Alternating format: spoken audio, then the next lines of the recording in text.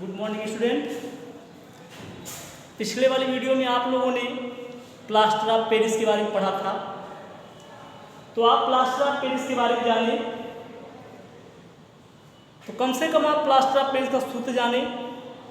Plaster of Paris जिस पदार्थ के द्वारा प्राप्त होता है उसको भी जाने। तो आपका पता होगा प्लास्टर ऑफ पेरिस किससे प्राप्त होता है? जिप्सम से। तो आप जिप्सम का और प्लास्टर ऑफ पेरिस दोनों का सूत्र अवश्य कंफर्म करें, ठीक है। चलिए आज हम अगला पदार्थ पढ़ते हैं। आप अगला पदार्थ है सोडियम हाइड्रोक्साइड। क्या है?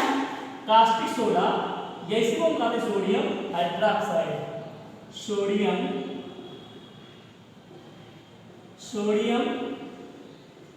हाइड्रोक्साइड, या इसी को आप क्या कहते हो? या इसी को कहते हैं कास्टिक सोडा। कास्टिक सोडा, ठीक। तो अगला पदार्थ नहीं पढ़ेंगे। इसका भी सूत्र आप लोग जानते हैं, अणुसूत्र। अणुसूत्र इसमें क्या होता है? NaOH। सोडियम हाइड्रोक्साइड का अणुसूत्र क्या होता है? NaOH। इसका रासायनिक नाम जानते हैं आप सभी लोग? रासायनिक नाम आप जानिए, सोडियम हाइड्रोक्साइड। सोडियम हाइड्रोक्साइड क्या जानते हैं? इसका अणुभार निकालना चाहिए, आप अणुभार याद कर सकते हैं। अणुभार से कितना आ जाएगा? अणुभार अगर देखें सोडियम का 23 16 भाग में एक है तो 6 3 9 10 के शून्य 2 1 3 4। अणुभार कितना आ गया? इसका अणुभार होता है 40। तो इतना कम से कम आप सब लोग सोडियम हाइड्रोक्साइड के बारे में जाने। आप भी जानते हैं सोडियम हाइड्रोक्साइड अम्ल एक क्षार है, तो आपको पता होगा सोडियम हाइड्रोक्साइड एक क्षार है, क्योंकि इसमें क्या उपस्थित OH उपस्थित है। जिस किसी भी पदार्थ के जलीय विलयन में OH उपस्थित होता है वो क्षार होते हैं। तो ये क्या है? ये भी क्षार है। तो इतना आपको क्लियर हुआ, नोट कर लीजिए। इतना आगे फिर देखते हैं हम सभी लोग।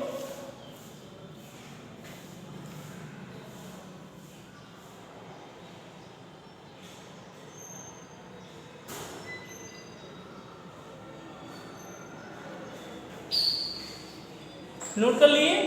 चलिए आगे हम देखते हैं। अगर इतना हम लोग जान चुके, अब क्षार है तो क्षार का तुल्यांकी भार भी याद कर सकते हैं। सब आप लोग पढ़े होंगे, जानते हैं। इसका तुल्यांकी भार भी कितना आएगा? इसका तुल्यांकी भार आएगा 40, ठीक है। बताया गया था आपको कभी, तो उसको अगर ना समझ में तो एक बार जरूर जो है मतलब आप लोग स्वयं पढ़िएगा, कहीं पर कुछ मिलेगा उसको बताया गया था आप लोगों को, ठीक है। चलिए आगे हम देखते हैं सोडियम हाइड्रोक्साइड बनाने की विधि। अगला हेडिंग डालेगा सोडियम हाइड्रोक्साइड। सोडियम हाइड्रोक्साइड बनाने की विधि। बनाने की विधि। आप सोडियम हाइड्रोक्साइड कैसे बनाते हो? आप जब सोडियम क्लोराइड के जलीय विलयन में सोडियम क्लोराइड के जलीय विलयन का आप विद्युत अपघटन कराते हो तो आपको क्या प्राप्त होता है? आपको प्राप्त होता है सोडियम हाइड्रोक्साइड प्राप्त होता है। क्या प्राप्त होता है? सोडियम हाइड्रोक्साइड प्राप्त होता है, ठीक है। तो इसके बारे में लाइन आप नोट कर लीजिए, उसके बाद हम समीकरण बता देते हैं आपको, ठीक। नोट कर लीजिए। जब सोडियम क्लोराइड के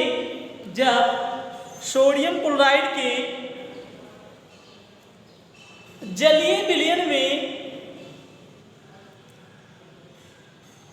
जब सोडियम क्लोराइड के जलीय विलयन में विद्युत प्रवाहित की जाती है, विद्युत प्रवाहित की जाती है, तो यह अपघटित होकर सोडियम हाइड्रोक्साइड बनाता है। सोडियम हाइड्रोक्साइड बनाता है।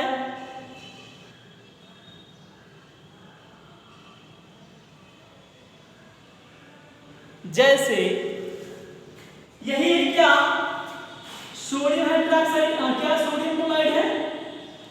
सोडियम क्लोराइड है ना? क्या कहा है? सोडियम क्लोराइड का जलीय विलयन, मतलब इसी क्रिया किसके साथ कराओगे?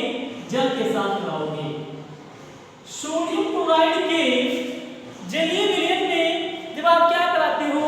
विद्युत प्रवाहित करते हो तो यह अपघटित हो जाता है और क्या सोडियम हाइड्रोक्साइड प्राप्त होता है, और क्या प्राप्त होता है, क्लोरीन गैस प्राप्त होता है, और क्या प्राप्त होता है, हाइड्रोजन गैस मुक्त होता है। क्या होता है, क्लोरीन गैस मुक्त होता है, और कौन सी गैस मुक्त होता है, हाइड्रोजन गैस मुक्त होता है। तो इस तरह से आप क्या कर सकते हो, इस तरह से आप सोडियम हाइड्रोक्साइड भी प्राप्त कर सकते हो। आप यहाँ से सोडियम क्लोराइड के जलीय विलयन से क्लोरीन और हाइड्रोजन गैस भी प्राप्त कर सकते हो। ठीक है, सोडियम क्लोराइड है, सोडियम क्लोराइड के जलीय विलयन में आप क्या करते हो, जलीय विलयन का आप क्या करते हो, विद्युत अपघटन कराते हो, तो आपको प्राप्त होता है सोडियम हाइड्रोक्साइड। तो आपको सोडियम हाइड्रोक्साइड बनाना है, तो हम सोडियम क्लोराइड के विद्युत अपघटन के द्वारा हम क्या प्राप्त कर सकते हैं, सोडियम हाइड्रोक्साइड प्राप्त कर लेते हैं। ठीक है, जैसे आगे विधियां हैं, जैसे आप इंटरमीडिएट में पढ़ोगे कि मतलब सोडियम हाइड्रोक्साइड के औद्योगिक निर्माण की विधियां, तो वहां पे टेस्ट कास्ट कैनल से विधि, नेल्सन से विधि, ये सारी जो भी विधियां बताई जाएंगी, तो आपको क्लियर होता है कैसे हुआ यहाँ पे। ठीक है, तो ये क्रिया हुई, तो आप यहाँ पे समीकरण याद कर लीजिए, समीकरण संतुलित नहीं, हम समीकरण को संतुलित कर लेते हैं। देखिएगा यहाँ पे क्लोरीन कितने परमाणु, 2, यहाँ पे क्लोरीन कितने परमाणु, 1, यहाँ से अगर हम 2 से गुणा कर दे तो क्लोरीन क्या हो गया, बैलेंस हो गया। अब यहाँ पे सोडियम कितना हो गया, सोडियम 2 हो गया, यहाँ पे सोडियम 2 करने के लिए यहाँ पे कितने गुणा कर दे, सोडियम 2 हो गया। लेकिन जल यहाँ पे कितना हो, ऑक्सीजन कितना हो गया, ऑक्सीजन 2 हो गया, 2 ऑक्सीजन करने के लिए यहाँ पे 2 से गुणा कर दे। ठीक, इस तरह से क्रिया बैलेंस हो गया। हाइड्रोजन यहाँ पे 4 है, 4 हाइड्रोजन यहाँ पे भी हो गया। ये क्या होती है, ये गैस होती है। क्या होते हैं, गैस होते हैं। तो इस तरह से हम प्रयोगशाला में सोडियम हाइड्रोक्साइड बना लेते हैं। ठीक है, नोट कर लीजिएगा, क्रिया याद कर लीजिएगा।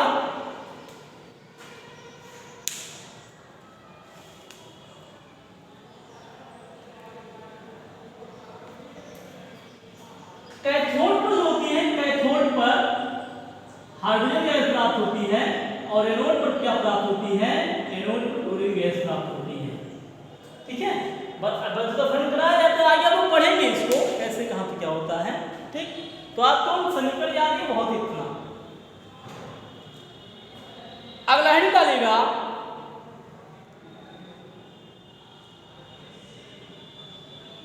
कास्टिक सोडा के उपयोग, कास्टिक सोडा के उपयोग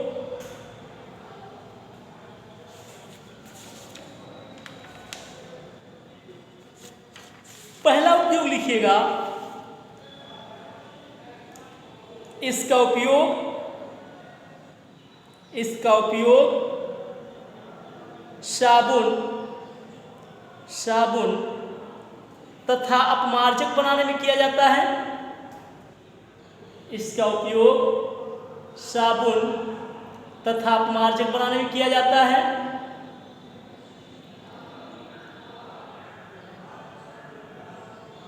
अगला लिख लीजिएगा, कृत्रिम वस्त्र रेशे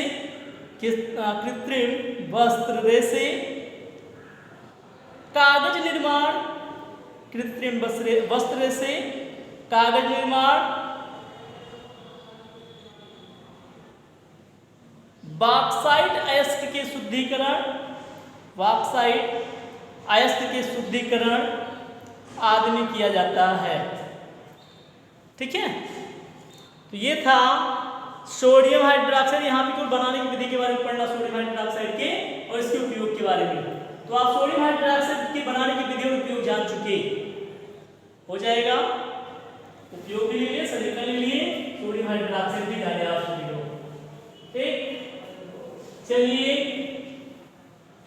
आगे हम देखते हैं।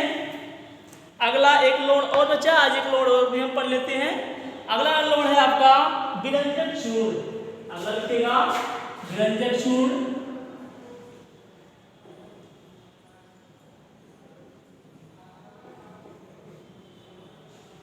विरंजक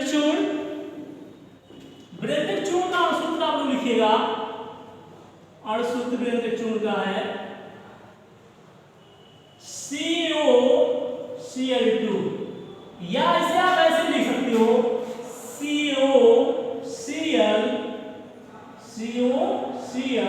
ऐसे लिख सकते हो, विरंजक चूर्ण है। ठीक है, व्यंजक चूर्ण। इसका रासायनिक नाम है, रासायनिक नाम नोट कर लीजिएगा इसका, कैल्शियम क्लोरो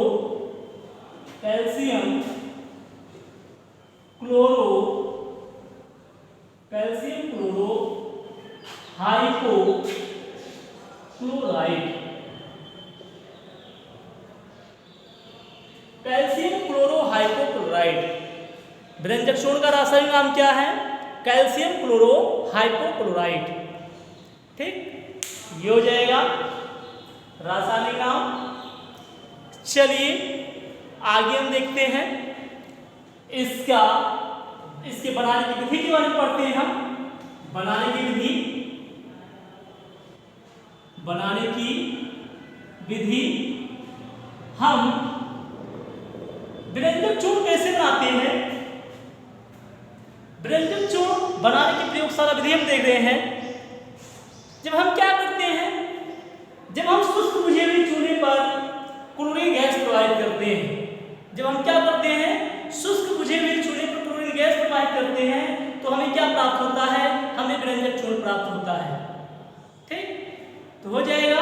जब हम क्या करते हैं, शुष्क बुझे हुए चूल्हे पर, शुष्क बुझे हुए COH के होल ट्रांजिशन, शुष्क बुझे हुए चूल्हे की क्रिया हम किसके साथ कराते हैं? क्लोरीन के साथ कराते हैं। शुष्क बुझे हुए चूल्हे की क्रिया हम किसके साथ कराते हैं? क्लोरीन के साथ कराते हैं। तो हमें क्या प्राप्त होता है? तो हमें प्राप्त होता है व्यंजक चूर्ण। और जल प्राप्त होता है, क्या प्राप्त हो जाएगा? COCl2 + H2O प्राप्त होता है।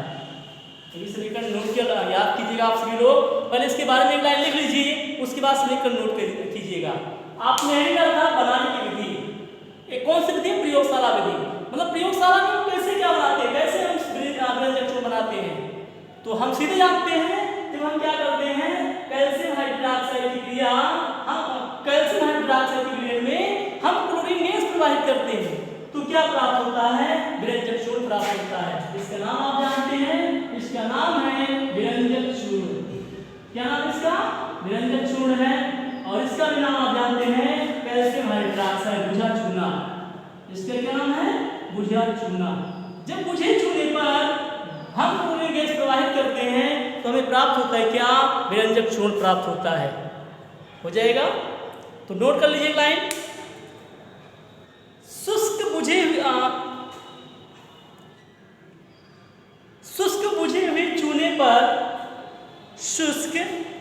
हुए चूने पर क्लोरीन गैस प्रवाहित करने पर, शुष्क बुझे हुए चूने पर क्लोरीन गैस प्रवाहित करने पर व्यंजक चूर्ण प्राप्त होता है।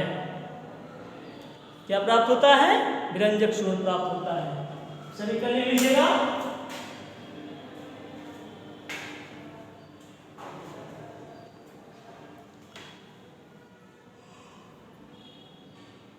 नोट कर लिए। आगे आप नोट कीजिएगा भौतिक गुण। समीकरण बैलेंस है ना, समीकरण बैलेंस ही है। अगर हमें भौतिक गुण नंबर 1, आप लोग व्यंजक चूर्ण देखे होंगे, ठीक है, जिनका प्रयोग हम कपड़ा धुलने में भी करते हैं, जल को जीवाणु रहित करने में भी इसका हम प्रयोग करते हैं। हल्के पीले रंग का होता है। जैसे लोग अपने घरों के आसपास भी क्या करते हैं, व्यंजक मतलब यही ब्लीचिंग पाउडर डाल देते हैं। जैसे जहाँ पे काई वाई लगता हो वहाँ पर भी अगर हम डाल देते हैं तो एकदम क्या होता है, तुरंत साफ हो जाता है। ठीक है, व्यंजक चूर्ण अगर ना देखे हो तो 10-20 रुपये का मिलता होगा एक आध पैकेट, लेकर के देख लीजिएगा, आपके उपयोग में भी आ जाएगा, आप देख भी लेंगे। तो लिखिएगा पहला पॉइंट नंबर 1, यह हल्के पीले रंग का पदार्थ है। पहला पॉइंट लिखिएगा, यह हल्के पीले रंग का पदार्थ है। दूसरा पॉइंट, इसमें क्लोरीन जैसी तीक्ष्ण गंध आती है। इसमें क्लोरीन जैसी तीक्ष्ण गंध आती है। हो जाएगा ना? चलिए ठीक, तो ये हो गया। अगला पॉइंट आप रहे रासायनिक गुण, ब्लीचिंग पाउडर के या व्यंजक चूर्ण के रासायनिक गुण। व्यंजक चूर्ण को आप ब्लीचिंग पाउडर भी कहते हो, ठीक है। व्यंजक चूर्ण को किस नाम से जानते हो? ब्लीचिंग पाउडर भी जानते हो आप। रासायनिक गुण में पहला गुण लिखेगा नंबर 1, ऊष्मा का प्रभाव। ऊष्मा का प्रभाव,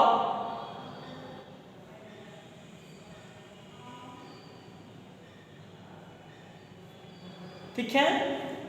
जब हम क्या करते हैं, क्लोरीन गैस को जल के साथ गर्म करते हैं तो हमें क्या प्राप्त होता है? क्लोरीन गैस प्राप्त होता है।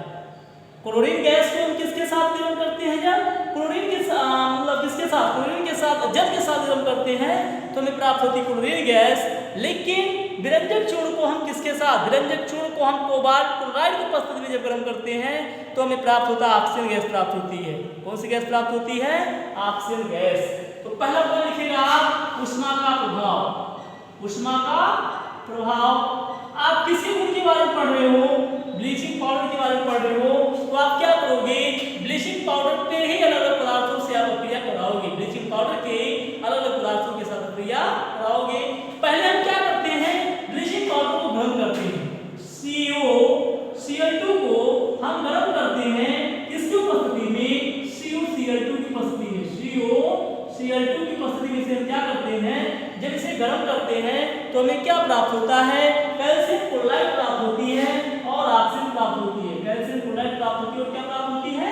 ऑक्सीजन प्राप्त होती है, ठीक है। जब हम विरंजक चूर्ण को कोबाल्ट क्लोराइड की उपस्थिति में क्या करते हैं? गर्म करते हैं तो हमें क्या प्राप्त होती है?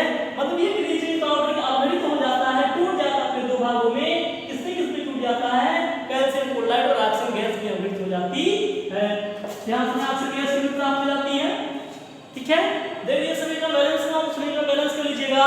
देखो यहाँ पे ऑक्सीजन है, यहाँ पे दो ऑक्सीजन है, यहाँ पे क्या से 2 से गुणा कर दिया ऑक्सीजन बैलेंस हो जाएगा, ठीक।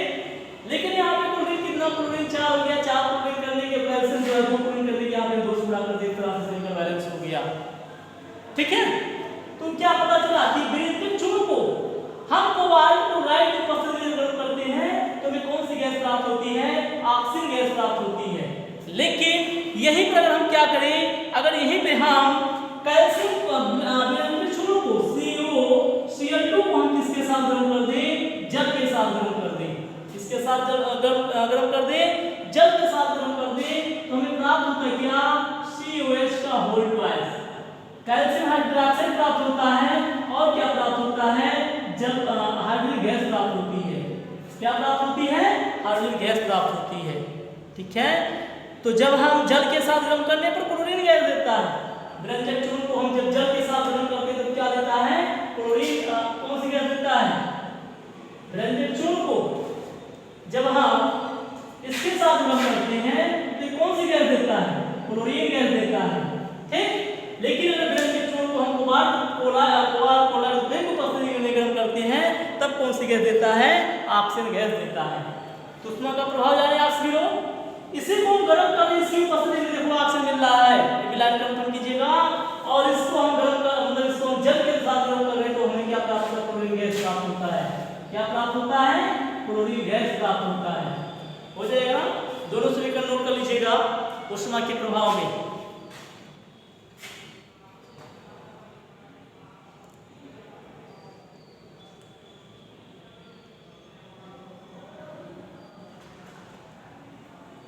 ठीक।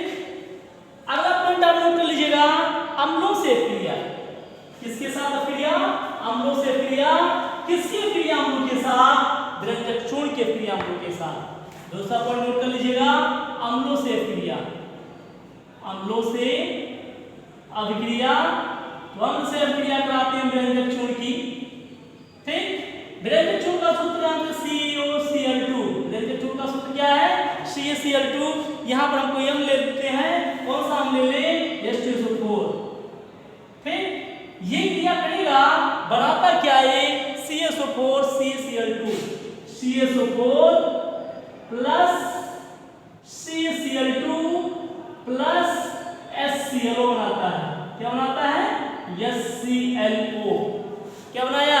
HClO बनाया, ठीक। जब आप क्या करते हो? विरंजक चूर्ण की क्रिया किसी अम्ल के साथ कराते हो। यहाँ पे हम सल्फ्यूरिक अम्ल के साथ क्रिया कराए हैं तो हमें क्या प्राप्त हुआ? कैल्शियम सल्फेट प्राप्त हुआ। और क्या प्राप्त हुआ? कैल्शियम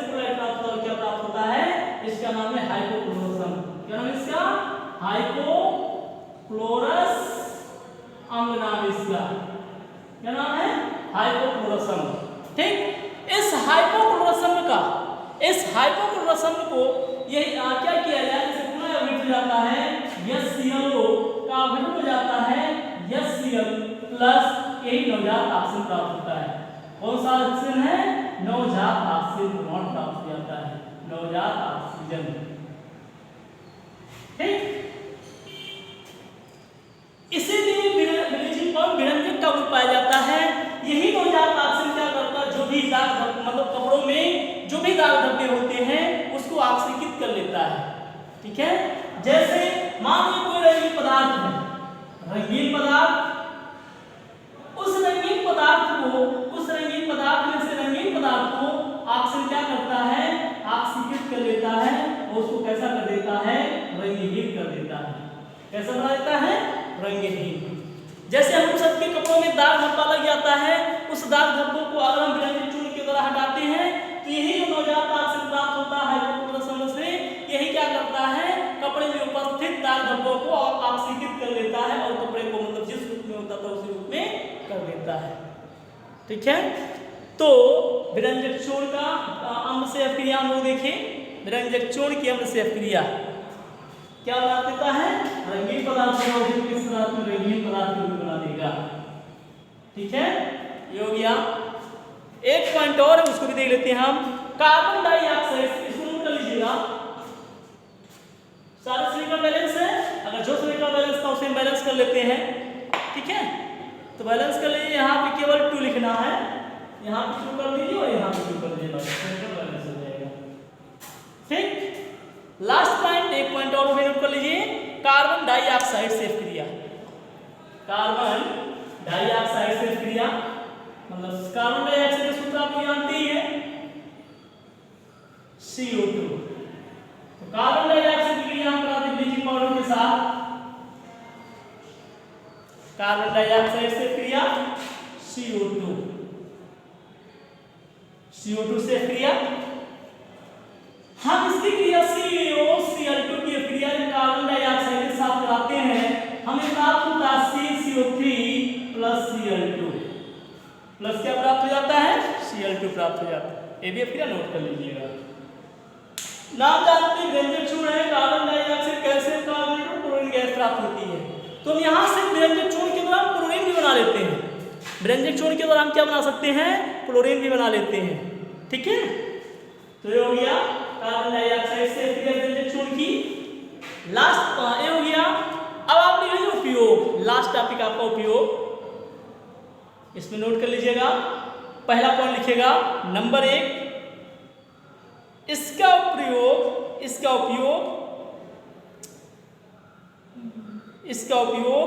कपड़े, पेपर आदि के विरंजन में किया जाता है। इसका उपयोग कपड़ा, पेपर आदि के विरंजन मतलब रंग को उड़ाने में प्रयोग किया जाता है। ठीक है, बिना रंग का बनाने में किया जाता है, विरंजन में किया जाता है, पहला पॉइंट। दूसरा पॉइंट नोट कर लीजिएगा, जीवाणुनाशक के रूप में इसका उपयोग जल को जीवाणु रहित बनाने में किया जाता है या जीवाणुनाशक के रूप में करते हैं, जो भी लिखना है लिख लीजिएगा, जीवाणुनाशक के रूप में। तीसरा पॉइंट नोट कर लीजिएगा, इसका प्रयोग क्लोरोफॉर्म बनाने में किया जाता है। इसका उपयोग क्लोरोफॉर्म बनाने में किया जाता है। ठीक है, एक पॉइंट और लिख लीजिएगा, इसका उपयोग क्लोरीन गैस बनाने में किया जाता है। इसका उपयोग क्लोरीन गैस बनाने में भी किया जाता है। ठीक है, तो ये था विरंजक चूर्ण। तो आप जितने भी लवण थे उन लवणों को लगभग आप लोग पढ़ चुके। जो नहीं पढ़े होंगे, अगला लवण जो भी होगा अगले वीडियो में हम आपको बताएंगे। ठीक है, तो कम से कम जितना बताया गया उतना आप दोहराइएगा और नोट जरूर बनाते रहें। बहुत सारे लोग बहुत अच्छा काम कर रहे हैं, लिख रहे हैं, पढ़ रहे हैं और अपना काम मतलब हमसे चेक भी करा रहे हैं, बहुत अच्छे। और जो लोग ऐसा नहीं कर रहे हैं वो भी अच्छा बनने का प्रयास करें, वो भी करें। ठीक है, धन्यवाद।